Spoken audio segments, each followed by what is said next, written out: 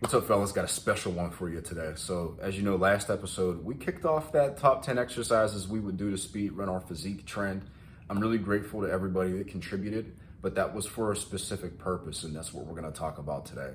That was really just a fun way for not only us creators to interact with one another, but for us to interact with you and bring you a lot of value, give you insight into our mistakes, our journeys, things that we've learned, as well as being able to talk about our favorite exercises and why we love them and how we found them. There's something really indescribable and special about seeing the entire community come together. That being said, bro, whose list was your favorite and why was it mine? I'm just joking. But all that is just to say, and the reason why I'm asking you is because all of this ultimately was for you. Freaky D, aka Uncle Freak, put together a YouTube fitness influencer program that we each and every one of us had a part in making.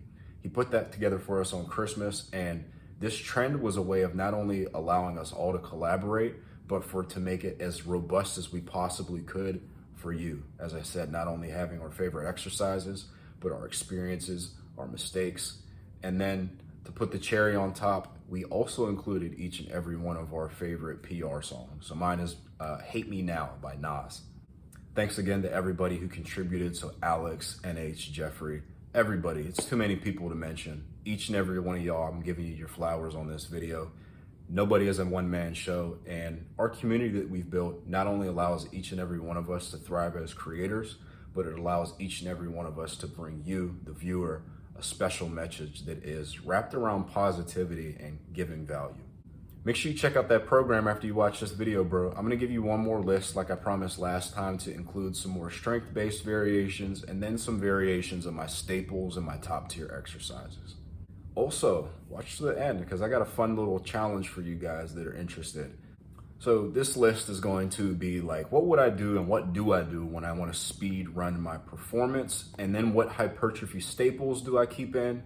And then just a little bonus is going to be variations of my top 4 lifts from the last video. It's the first and foremost thing that I start to do when I want to develop my bench pressing strength is I start t-shirt touch pressing everything. Instead of sinking into your chest at the bottom, you're lightly touching the fabric of your t-shirt. That develops so much off the chest strength.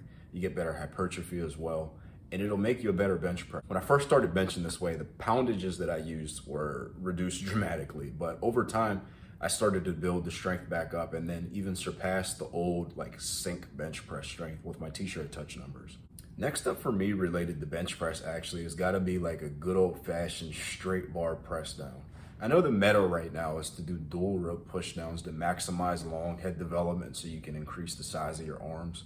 But when it comes to developing strength in the triceps, other than just pressing variations, and this is actually a hole in my game that I've identified because I'm not doing them right now, but nothing lets you push load quite like the straight bar as opposed to the dual ropes. The amount of weight that you push on dual ropes is substantially less, which the trade-off is that, like I said, you get better long head activation. But in terms of bench press development, the straight bar just letting you push more load is just more beneficial. And then contrary to popular belief, bro, you still get decent long head activation if your fundamentals of how you perform the exercise are similar between the two.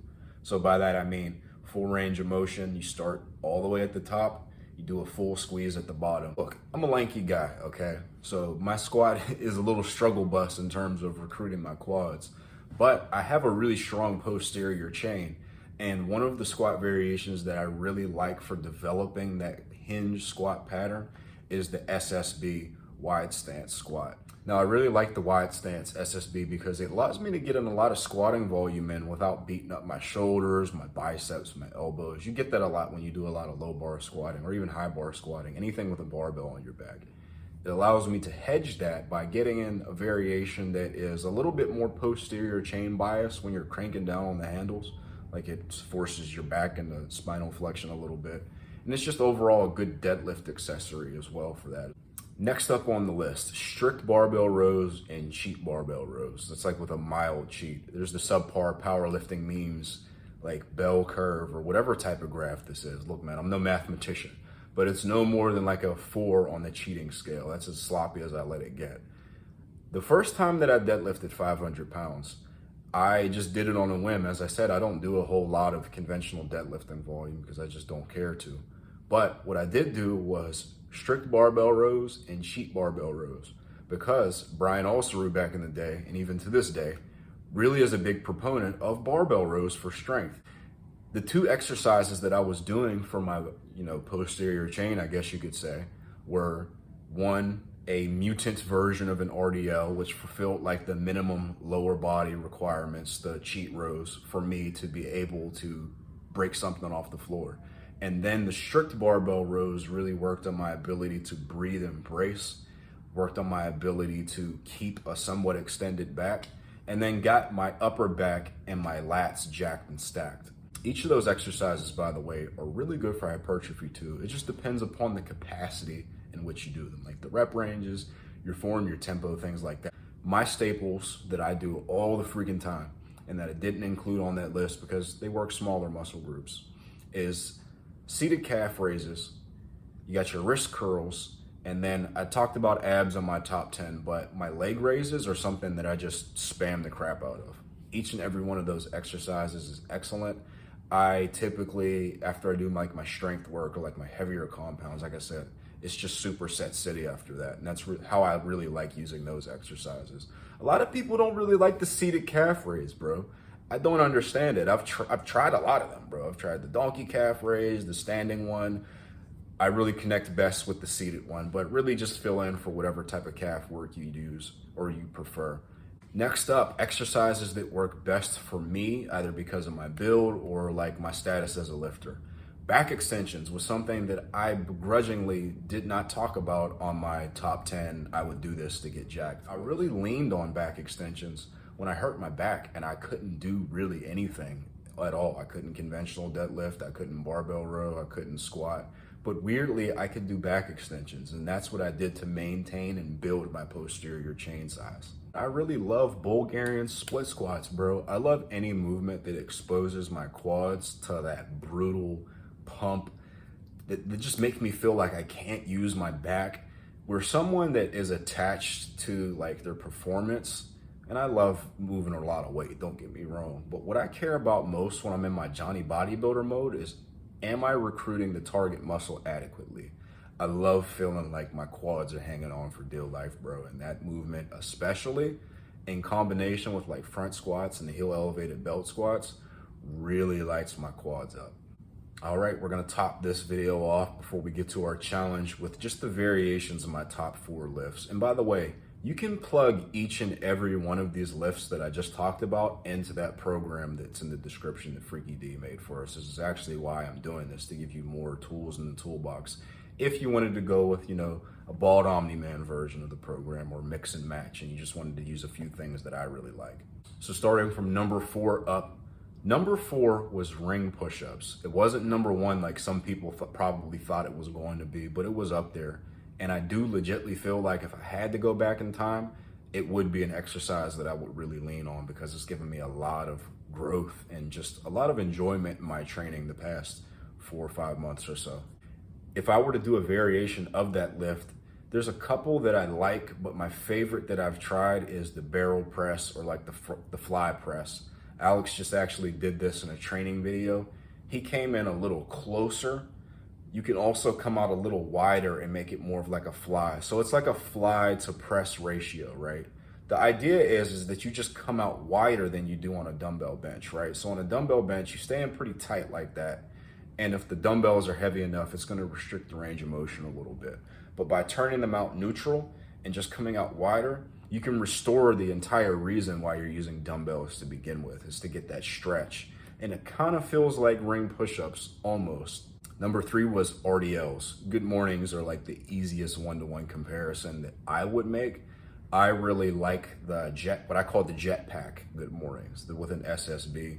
You get that through Bells of Steel. That is my favorite SSB. That's the one that I use. But if you didn't have access to that for whatever reason, the high bar good morning is really good as well. Now pull-ups. Pull-ups were number 2. It was really tough for me to put Larson press above pull-ups above Larson. They were contentious is what I'm saying to you. That better make sense. I really like ghetto pull-downs, okay? So it's a great resistance profile. The pump that I get on my lats is very, very similar to what I get with pull-ups, if not superior for like the lower lats. So on one day I do pull-ups, on another day I do my ghetto pull-downs. Now, in terms of the Larson press, if I were to do a variation of that, I just simply would pick a different bar. My preferred bar at the moment has to be the arch nemesis bar, AKA the Herc press. I named that after my boy Ginger Cleese. He's a jacked and stacked fella. He's like 6'4", 330 pounds, just an absolute house. I think he did like 330 for like a 21 rep set the other day.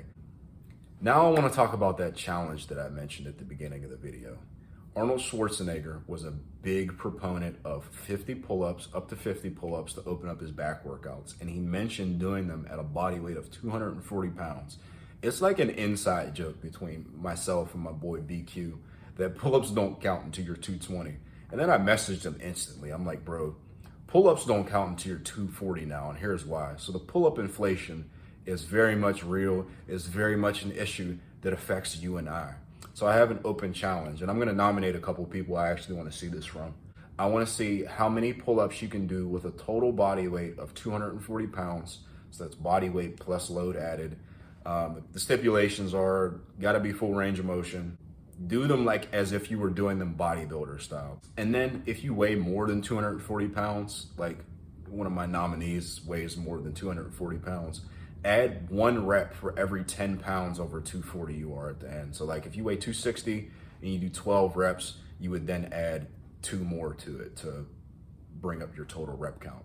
For fellas that just watch my videos, tag me on Instagram. I want to see your sets. I'm going to share them to my story, and I'm going to put a big highlight on my Instagram of 240 pound pull-ups.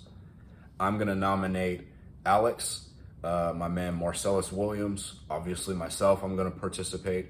And then I want to see how many you can do, Sam. So let's see how many guys can do like more than 10 at 2. Let's see what you guys got. It's a fun little challenge. It doesn't mean anything if you don't weigh 240 pounds and you can do pull-ups. I'm not saying they don't count. It's just an inside joke and a fun little challenge.